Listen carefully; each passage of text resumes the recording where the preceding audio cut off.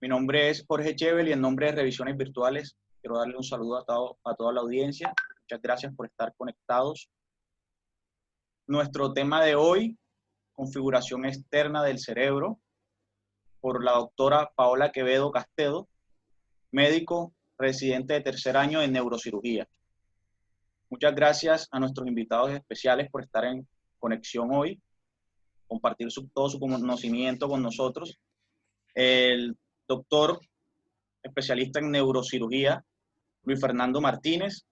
Además tenemos la conexión del doctor Alfonso Pacheco, neurocirujano, el neuroradiólogo, el doctor José Espitaleta, y a los intensivistas Orlando Villarreal, Luis Fernando Chevel y Jairo Chevel. Quiero hacerle una aclaración con respecto a la metodología, ya que en esta ocasión variamos un poco debido a que tenemos el canal de YouTube Live inhabilitado por un pequeño problema que tuvimos. Entonces, las preguntas, por favor, la audiencia las hacen en el chat y en el momento de las preguntas y o aportes, las solucionamos. A los especialistas recordarle que al momento de hacer los aportes se identifiquen con su nombre y la especialidad, por favor. Adelante, doctora. Muchas gracias. Buenas noches a toda la audiencia. Primero, darle muchas gracias por la invitación a la revista virtual, que es un emprendimiento bastante admirable. Los felicito a todos los que han hecho este emprendimiento. Muchas gracias a los invitados de esta noche. Yo soy Paola Quevedo, como lo dijo el compañero. Soy residente de tercer año de neurocirugía acá en Argentina. Hoy vamos a hablar de lo que es la configuración externa del cerebro, ¿sí? Un poquito, vamos a hacer un repaso. ¿Ustedes están viendo mi pantalla en este momento? Sí, perfecto, doctora. Se escucha Muy súper bien, y se sí. ve súper. Y ahí pasó la diapositiva, estamos en introducción. Perfecto. Bueno, a manera de introducción, sobre todo para hacer un comentario, nosotros los neurocirujanos nos basamos ahora en lo que es la neuroanatomía quirúrgica del doctor Roton. Nosotros podemos decir que el cerebro es una estructura notablemente hermosa y delicada, sobre todo para todos los que estamos en esta especialidad. El objetivo del estudio de la neuroanatomía microquirúrgica es realizar siempre neurocirugías suaves y precisas, que nos permita navegar de forma segura por el cerebro y en el espacio intracraneal, siempre tratando de realizar el menor daño posible y reconociendo siempre las áreas corticales y subcorticales más valiosas y también al mismo tiempo vulnerables. Y para esto nos sirve la neuroanatomía, ya que estudiando la ubicación de las áreas elocuentes en relación con los puntos de referencia craneales, también llamados puntos craniométricos, y cerebrales, nosotros podemos hacer abordajes neuroquirúrgicos mucho más seguros, y para cualquiera que está en el estudio de la medicina nos sirve también para relacionar la clínica con las lesiones que tengan los pacientes en el cerebro. El cerebro está compuesto por dos hemisferios cerebrales, como todos sabemos, uno izquierdo, uno derecho. Están separados por la fisura interhemisférica. Y la fisura interhemisférica tenemos en el medio estructuras que también unen los hemisferios cerebrales, como son el cuerpo calloso, el diencéfalo, y también el cerebro contiene a los ventrículos laterales y al tercer ventrículo.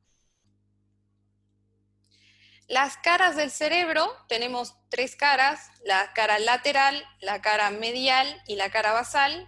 Ahí me pongo el puntero.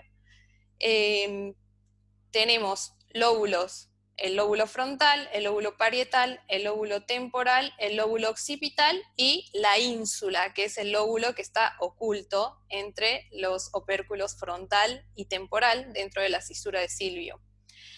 Jasser Hill agregaba a los lóbulos también al lóbulo del cíngulo, ¿sí?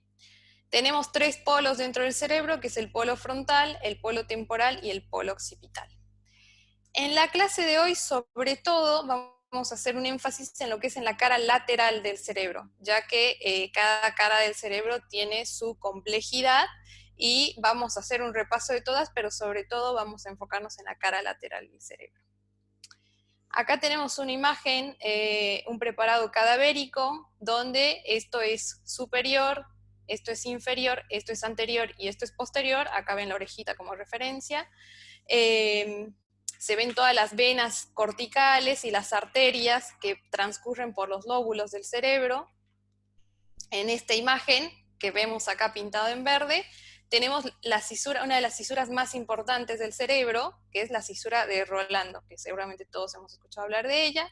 La cisura de Rolando es una cisura profunda que principalmente separa lo que es el lóbulo frontal del lóbulo parietal por detrás, ¿sí? Otra cisura importante que tenemos también es la cisura de Silvio, la cisura lateral, que esta cisura separa lo que es el lóbulo frontal, que está por delante, y el lóbulo parietal, perdón, sí, el lóbulo frontal y el lóbulo parietal del lóbulo temporal, ¿sí?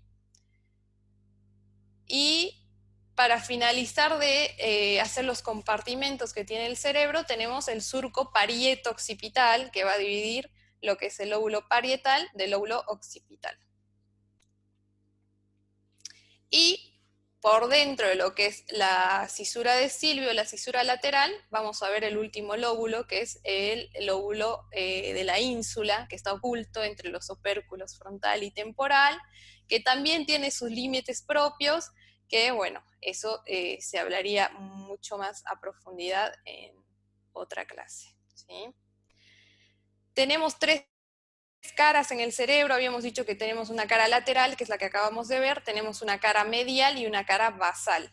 Este es un preparado cadavérico con un corte en la parte medial del cerebro, donde esto es anterior, esto es posterior, esto es superior y esto es inferior. Y vamos a ir mencionando todas las estructuras que vemos en la cara medial del cerebro.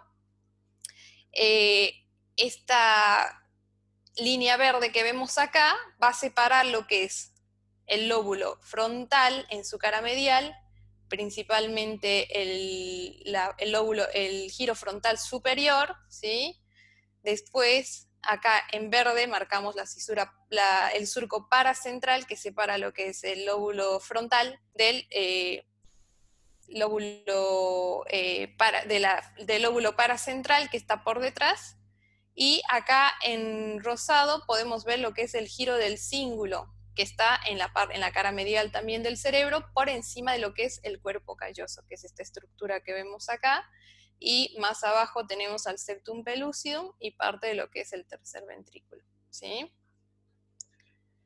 En la línea azul vemos lo que habíamos mencionado previamente, el lóbulo paracentral, que tiene una representación de una parte frontal que representa un área motora, y una parte posterior que representa un área sensitiva y forma parte de lo que es el lóbulo parietal en la cara medial del cerebro. En naranja vemos lo que es la precuña, que también representa la cara interna del lóbulo parietal, representa un área sensitiva, separando lo que es el lóbulo parietal del lóbulo occipital, tenemos la cisura parieto-occipital, que también la habíamos observado en la cara lateral del cerebro. Acá en color celeste tenemos lo que es la cuña, que ya representa la cara medial de lo que es el lóbulo occipital, y lo que va a separar a la cuña de la siguiente estructura que conforma parte de la cara interna del lóbulo occipital, tenemos a la língula. La cisura que separa la cuña de la língula es la cisura calcarina, ¿sí? Que es una estructura bastante importante en la cara medial del cerebro, porque representa parte del área visual primaria y es donde llegan las fibras ópticas, ¿sí? de la vía óptica. Acá, como lo vemos en color violeta, tenemos la língula. El nombre de língula es por la forma de lengua que tiene en la cara medial el lóbulo occipital, ¿sí? Y por último, en la cara medial vamos a mencionar al lóbulo temporal, que en su cara medial sobre todo está representado por lo que es el giro parahipocampal, es una de las estructuras más complejas dentro de lo que es la cara medial, y también tenemos al uncus en la parte más anterior de lo que es el lóbulo temporal, ¿sí? Más o menos estas son las estructuras que conforman la cara medial, y cada estructura tiene una especificidad. También tenemos la cara basal del cerebro, como observamos acá en otro preparado cadavérico. Esto es anterior, esto es posterior, estamos viéndola desde abajo. En el medio tenemos las estructuras del tronco encefálico, el mesencéfalo, los tubérculos mamilares, el quiasma óptico y las cintillas olfatorias, ¿sí? Acá en color celeste tenemos el surco rinal, que forma parte de la cara basal del encéfalo, que nos va a permitir delimitar lo que es en la parte más anterior el lóbulo frontal, en la parte más medial el lóbulo temporal y en la parte más posterior el lóbulo occipital. Así que la cara medial está compuesto por el lóbulo frontal, el lóbulo temporal y el lóbulo occipital, ¿sí? En la parte del lóbulo frontal vamos a tener dos giros, el giro orbitario y el giro recto, ¿sí? Que está más hacia el medio. Esto que pinté con verde es lo que divide lo que es el giro orbitario. Tenemos en la parte más anterior el giro orbital anterior, en la parte más posterior el giro orbital posterior, el giro orbital medial en la parte más medial y el giro orbital lateral en la parte más lateral. Después tenemos otro surco, que es el surco olfatorio, que nos va a dividir lo que es el giro orbitario de la parte más medial, que es el giro recto, ¿sí? Y en la parte más posterior, yendo ya hacia el lóbulo temporal, tenemos una línea roja, que es el surco temporo-occipital, que nos va a separar lo que es la cara más inferior del giro temporal inferior de lo que es el giro parieto-occipital, también llamado giro fusiforme, ¿sí? Y esta línea naranja que vemos por acá, que anda recorriendo la cara basal, una de las más amplias dentro de la cara basal y constantes, es el surco colateral. El surco colateral nos va a delimitar el giro temporo-occipital o fusiforme del giro parahipocampal, que lo habíamos visto como estructura de la cara medial. Ahí van apareciendo los nombres, el giro fusiforme. Ahora sí, vamos a hacer una amplia revisión de lo que es la cara lateral del cerebro, y vamos a empezar hablando de lo que es el lóbulo frontal. Este es un preparado cadavérico, esto es anterior, esto es posterior, esto es superior y esto es inferior. Acá podemos ver la orejita como referencia, y lo que vemos pintado en verde es la cisura de Rolando, ¿sí? La cisura de Rolando nos va a delimitar por delante al lóbulo frontal y por detrás al lóbulo parietal. La cisura de Rolando, por delante de esta cisura vamos a tener el giro frontal ascendente, que es un área bastante importante dentro de lo que es el lóbulo frontal. El lóbulo frontal va a tener tres cisuras importantes, que son el surco precentral y el surco frontal ascendente, perdón, el surco frontal superior y el surco frontal inferior. Entre lo que es la cisura de Rolando, por delante, que tenemos el giro frontal ascendente, y por detrás, que vamos a hablar dentro de lo que es el lóbulo parietal, el giro parietal ascendente, para algunos autores esto es un lóbulo independiente, que se llama lóbulo central, ¿sí? Que implicaría por delante lo que es la parte motora y por detrás lo que es la parte sensitiva primaria del cerebro. Acá, marcado en amarillo, tenemos el área prefrontal, que está por delante de lo que es el surco prefrontal, precentral. Ahí lo marcamos en verde, demarcando lo que es la corteza premotora, ¿sí? Que corresponde a lo que es la parte más posterior del giro frontal superior, medio e inferior. En esta imagen tenemos pintada de amarillo lo que es lo que representaría el giro frontal superior, como habíamos dicho previamente, el lóbulo frontal tiene un giro frontal superior, medio e inferior, un giro frontal ascendente del que ya hablamos, el surco precentral y un surco frontal superior y un surco frontal inferior. Ahí estamos viendo en color verde el surco frontal superior. El surco frontal superior va a ir desde lo que es la fisura interhemisférica hasta el surco frontal superior, ¿sí? Y su límite posterior es el surco precentral. En esta imagen tenemos pintado de amarillo lo que es el giro frontal medio. El giro frontal medio va desde lo que es el surco frontal superior hasta, como límite inferior, el surco frontal inferior. Y también el límite posterior es el surco precentral. Acá pintado de amarillo también tenemos la estructura más inferior del lóbulo frontal, que es el giro frontal inferior. Los límites de este giro son el surco frontal inferior y por debajo tenemos a la cisura de Silvio, ¿sí? O la cisura lateral, perdón, la fisura lateral. En esta estructura, en el giro frontal inferior, tenemos tres componentes bastante importantes. En la parte más anterior, de anterior para posterior, tenemos por delante, en el primer triángulo que estoy marcando, el giro orbitalis o la pars orbitalis, que está en contacto con el techo de la órbita. Así que la primera pars que encontramos nos corresponde a lo que es la pars orbitalis. Por detrás de esta hay una pars en forma triangular que nos representa lo que es la pars triangularis. Y como último y más posterior tenemos la pars opercularis.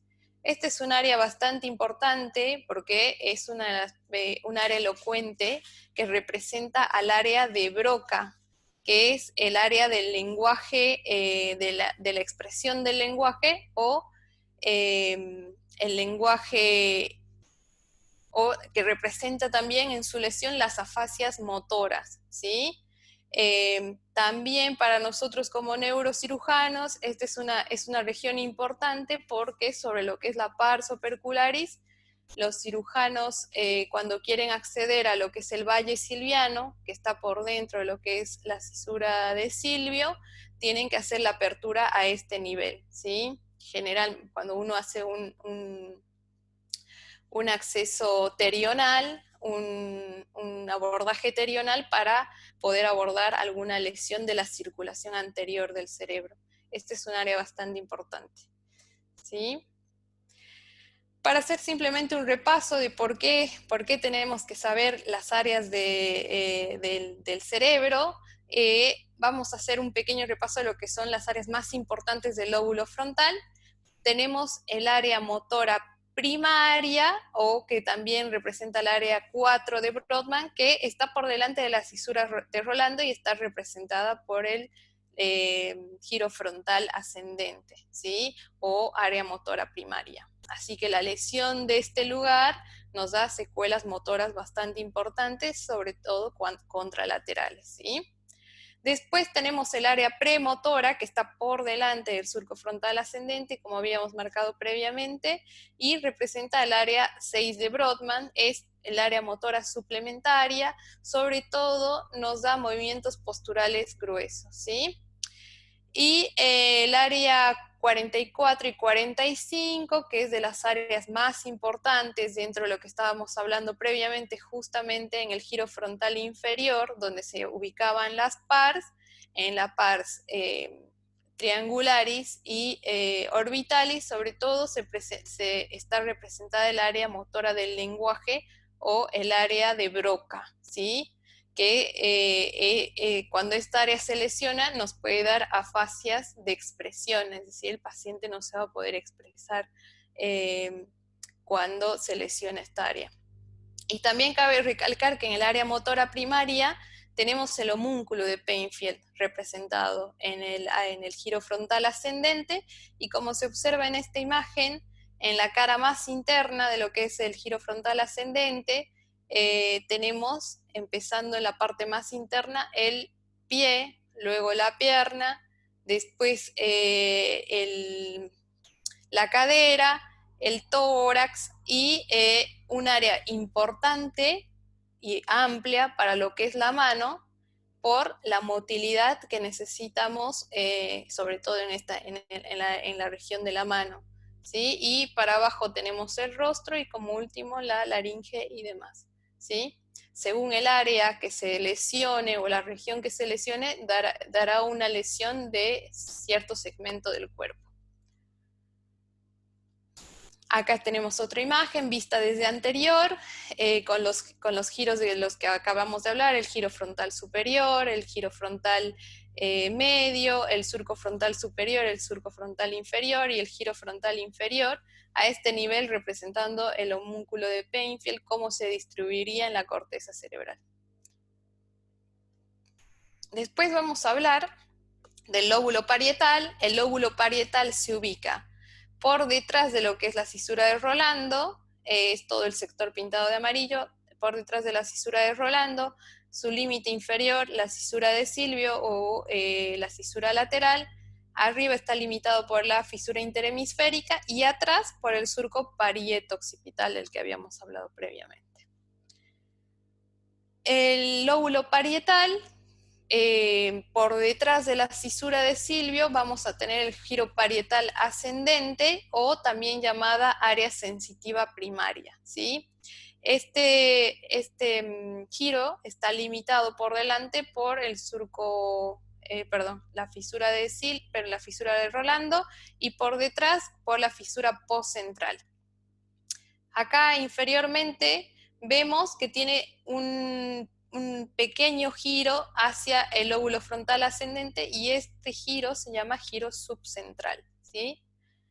Acá tenemos el giro parietal ascendente, en verde el surco postcentral, y ahí donde habíamos marcado esa pequeña vuelta que hace el giro parietal ascendente, tenemos el giro subcentral, ¿sí? Después, por detrás del surco postcentral nos vamos a encontrar al surco interparietal, ¿sí? Acá estamos marcando la cisura de Silvio como el límite inferior, y acá marcado en verde tenemos el surco interparietal que nos va a dividir al lóbulo parietal superior y al lóbulo parietal inferior, ¿sí? El lóbulo parietal superior, el giro parietal superior está limitado por la fisura interhemisférica, por arriba, por abajo por el surco interparietal, adelante por el surco postcentral y detrás por el surco parieto-occipital. La parte más importante dentro de lo que es el lóbulo parietal después del giro parietal ascendente o en igual importancia, la tenemos ubicada en el giro parietal inferior, ¿sí? El giro parietal inferior tiene un segmento anterior y un segmento posterior. El segmento anterior está conformado por lo que es el giro supramarginal. El giro supramarginal se conforma por la parte más posterior de la cisura de Silvio, y el giro supramarginal también nos representa un área elocuente bastante importante en el cerebro, que es el área de Wernicke, o el área del lenguaje sensorial. Si esta área llega a lesionarse, tenemos una afasia del entendimiento. El paciente puede hablar, pero no entiende lo que nosotros le decimos. Después, por detrás del giro supramarginal, tenemos el giro angular. Y el giro angular se conforma después de la parte más posterior del surco temporal superior, ¿sí? Es la vuelta que hace al terminar el surco temporal superior en la parte más posterior del giro temporal inferior. Dentro de las funciones del lóbulo parietal, vamos a mencionar las más importantes. Habíamos dicho que estaba el área sensitiva primaria localizada en lo que es el giro parietal ascendente, que representa las áreas 3, 2 y 1 de Brodmann. También tenemos el área sensitiva secundaria, que va a estar ubicado por detrás de esta, representando las áreas 4 y 5 de Brodmann. Y como una parte bastante importante, tenemos el área de Wernicke, que recién acabamos de hablar, que está ubicado en el lóbulo parietal inferior y representa las áreas de 39 y 40 de Brodmann. Así como tenemos un homúnculo motor, también tenemos un homúnculo sensorial en el giro parietal ascendente.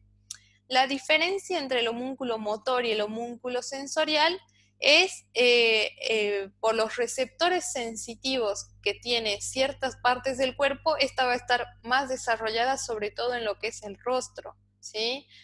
Tiene un área de representación mayor que en el área motora. Así que la conformación, si bien la disposición es igual, el área que ocupa cada parte del cuerpo está determinada por el número de receptores sensoriales que tengan, ¿sí? Y como habíamos dicho, el área sensorial del lenguaje o de Wernicke, que nos puede dar una fascia del entendimiento. Acá tenemos un preparado cadavérico, donde esto es anterior, esto es posterior, esto es superior y esto es inferior, pintando las áreas elocuentes del cerebro. En verde tenemos el giro frontal ascendente representando la corteza motora primaria o área 4 de Brodmann. En azul tenemos el área 1, 2 y 3 de Brodmann representando el área sensitiva primaria. En 4 y 5 el área sensitiva secundaria. Y en color amarillo el área motora suplementaria o área 6 de Brodmann, que habíamos hablado previamente.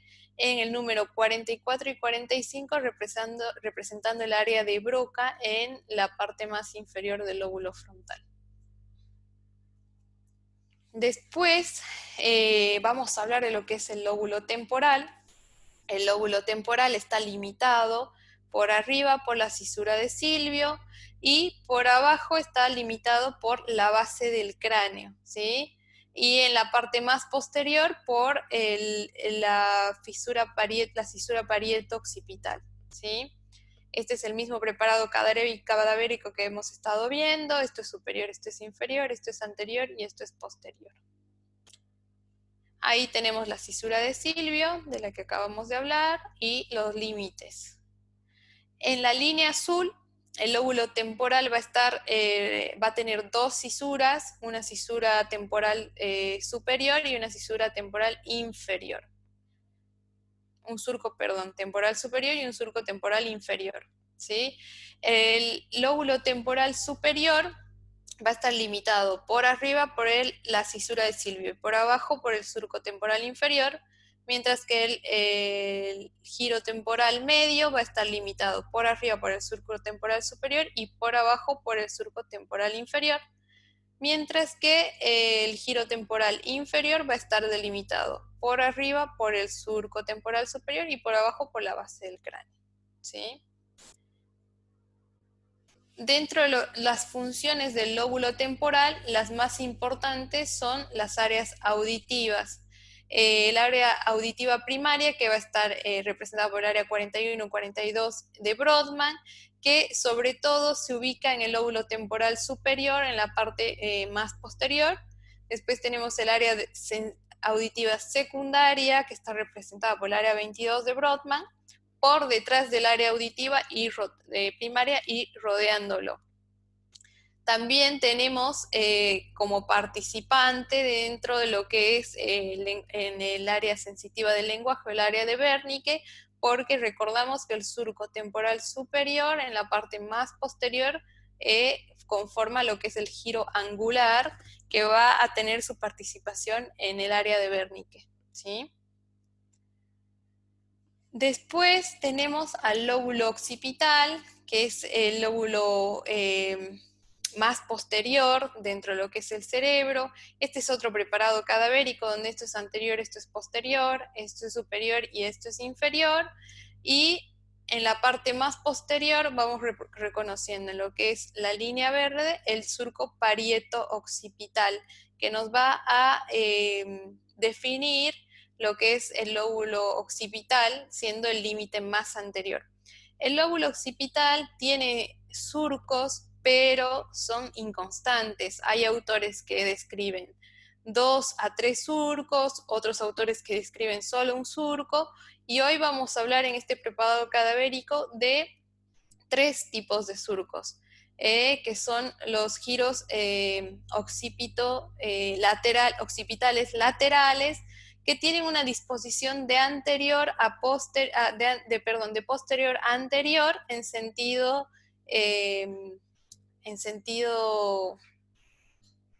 ahí se me fue la palabra, en sentido lateral. Y nos va a dar tres giros en el lóbulo occipital: el giro superior, medio e inferior, como se observa en esta imagen.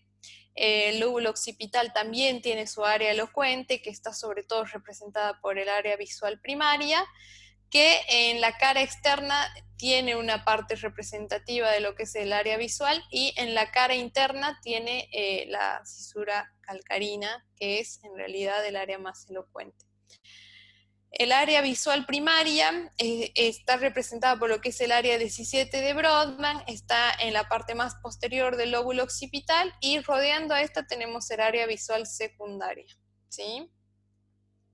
Más o menos ese sería el repaso de lo que es la configuración externa del cerebro y sobre todo la cara lateral. Les doy muchas gracias a todos por haber escuchado esta charla. No sé si tienen algunas preguntas, o los invitados especiales si quieren hacer algún aporte o alguna pregunta. Ok, muchísimas gracias, doctora, por su excelente presentación. Muy Gracias a claro ustedes. todo. Bueno, ahorita entonces esperamos unos minuticos que hagan preguntas, y por favor los especialistas si tienen algún tipo de aporte.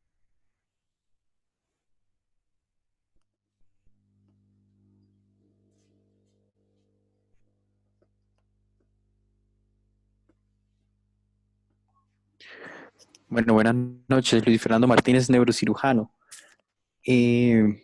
Primero, doctora Paola, felicitaciones, muchas gracias por la revisión. No sé, está el doctor Pacheco, también neurocirujano, por ahí escuchándonos. Para nosotros los neurocirujanos es muy importante conocer la anatomía de la superficie lateral del cerebro, porque es la cara que en la mayoría de los casos nos vamos a encontrar cuando queremos acceder a áreas más profundas. Nosotros tenemos que correlacionar muy bien la anatomía de la superficie lateral del cerebro con los puntos craniométricos, con referencias también en la piel, para que nosotros sepamos dónde o cómo planear nuestras craniotomías. Algo que es muy práctico es, por ejemplo, la línea temporal superior, que es donde se nos inserta nuestro músculo temporal superior, se correlaciona con el surco frontal inferior. Y el surco frontal inferior es... no lo vimos pues completamente en la revisión, pero la ínsula, el lóbulo de la ínsula o la isla, que es el nombre que se le ha dado a este lóbulo, está escondido entre el giro frontal inferior y el giro temporal superior. Entonces, el surco frontal inferior nos da el límite superior de la ínsula, y la ínsula para nosotros es un escudo, sí, es como el escudo que está cubriendo los núcleos de la base. El principal núcleo de la base que nos interesa a nosotros, podríamos hablar, pues no como el núcleo de la base, sino como la cabeza del tronco cerebral, es el tálamo. Y si nosotros tenemos tálamo, sabemos que vamos a tener la fisura coroidea. Y si tenemos fisura coroidea es porque tenemos ventrículo. Por lo tanto, el surco temporal inferior nos está dando a nosotros la referencia que de ahí para abajo nosotros tenemos sistema ventricular. De ahí para arriba nosotros no tenemos sistema ventricular. Entonces eso le ayuda pues a uno como neurocirujano a planear sus anatomías, uno. Lo segundo, a mirar las correlaciones también en la imágenes de tomografía y resonancia. Si uno ve que tiene cuerpo calloso, que tiene ventrículo, uno sabe que solamente puede estar en el giro frontal inferior, ¿sí? No podemos estar hablando de sistema ventricular y estar viendo el giro frontal superior. Entonces, pues es como esa correlación que como encontrar el sentido de todo este estudio de la anatomía de la superficie. Otros puntos de referencia, pues, que son pues muy importantes es, por ejemplo, el giro precentral, que es el área motora, o la doctora en su revisión lo llamaba el giro frontal ascendente. Si uno mira una tomografía y en los cortes más altos de la tomografía uno ve un surco horizontal que se conecta con un surco vertical, uno sabe que ese surco vertical es el surco precentral.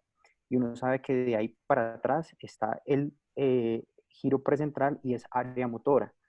Entonces son cosas que le sirve a uno para uno saber si uno encuentra una lesión, mirar si la lesión está en área motora, no está en área motora, correlacionar estos surcos también con las suturas craneales, pues que también nos da como mucha información a la hora de planear nuestras cirugías.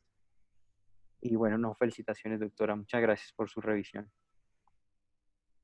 Muchas gracias, doctor. Y sí, es bastante importante, sobre todo para nosotros los neurocirujanos, tratar de ubicar todas estas estructuras de las que hablamos desde afuera, desde lo que se puede ver en el paciente, que como usted lo acaba de mencionar, la línea temporal superior es una línea bastante importante para poder hacer nuestro planeamiento quirúrgico. También tenemos un montón de puntos craniométricos que nos ayudan a planear la cirugía según dónde está ubicada la lesión. Muchas gracias por su aporte, doctor, y sí, es bastante importante hacer esa correlación.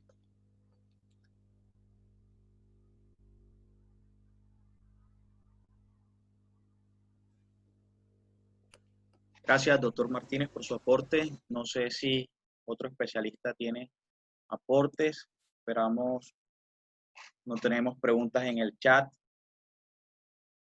Esperamos 2 minuticos y si no tenemos más aportes o preguntas, pues le damos por finalizada la charla.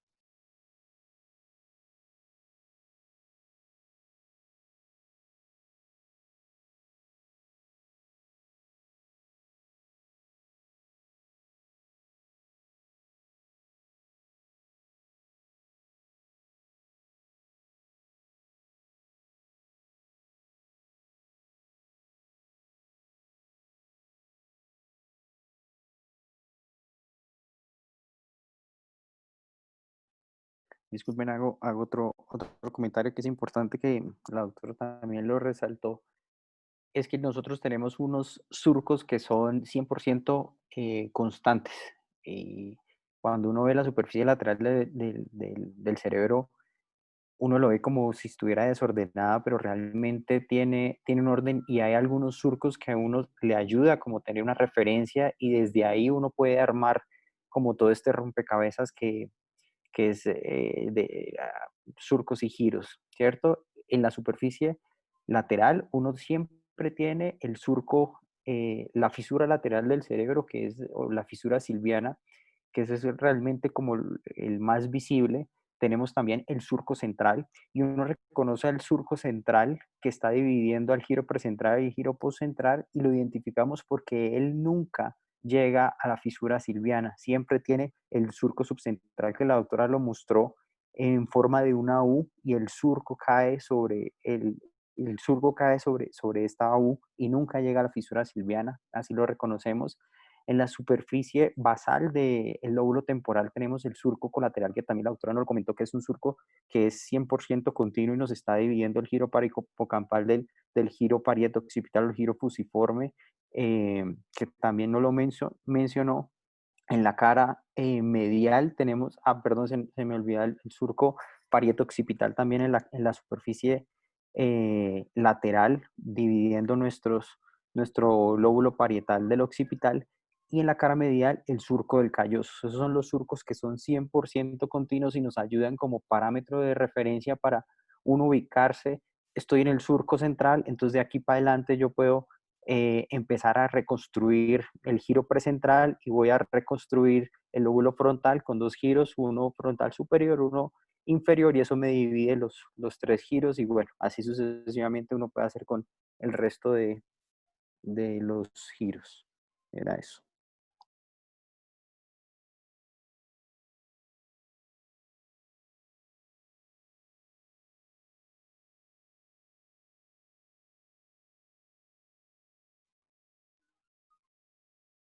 Muchísimas gracias, doctor.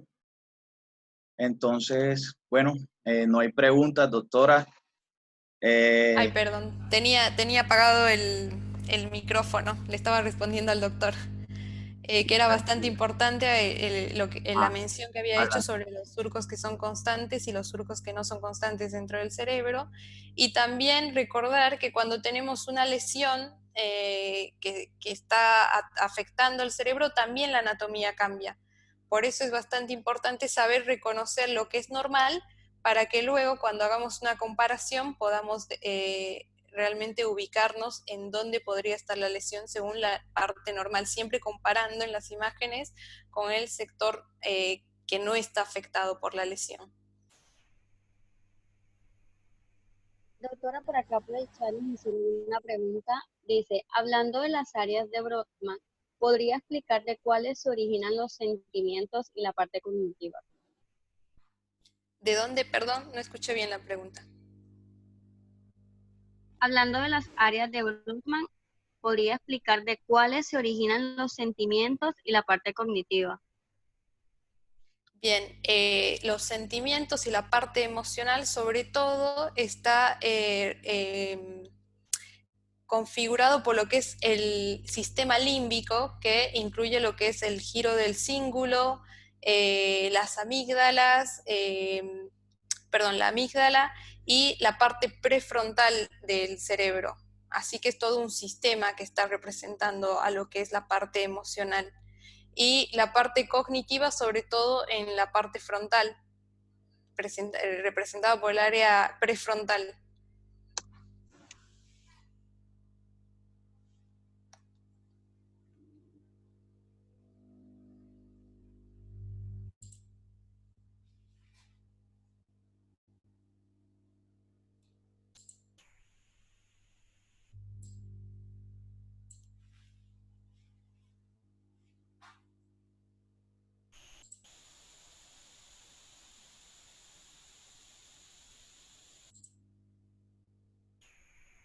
Doctor, y por acá nos piden una recomendación. Dice, eh, pues, pues como que qué libro pudiera recomendar para un estudiante de medicina para estudiar pues anatómicamente el cerebro. En realidad, nosotros en la universidad habíamos estudiado con la Target y con la anatomía de Testú, que seguramente todos los conocemos. También ahora nosotros nos basamos sobre todo en la neuroanatomía quirúrgica con Roton, pero me parece que la Target y Testú están bastante completos y básicos para cuando uno está en la universidad.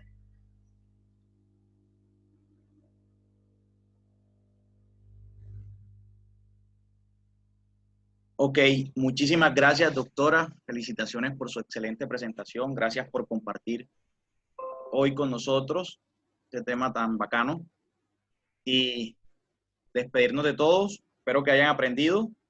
Nos vemos en la siguiente ocasión. La presentación va a estar en estos días en el canal de YouTube, cuando solucionemos pues, el inconveniente que tenemos. Gracias a todos. Bueno, muchísimas gracias por la invitación, espero que les haya servido. Un saludo a todos. Chao. Hasta luego, doctor.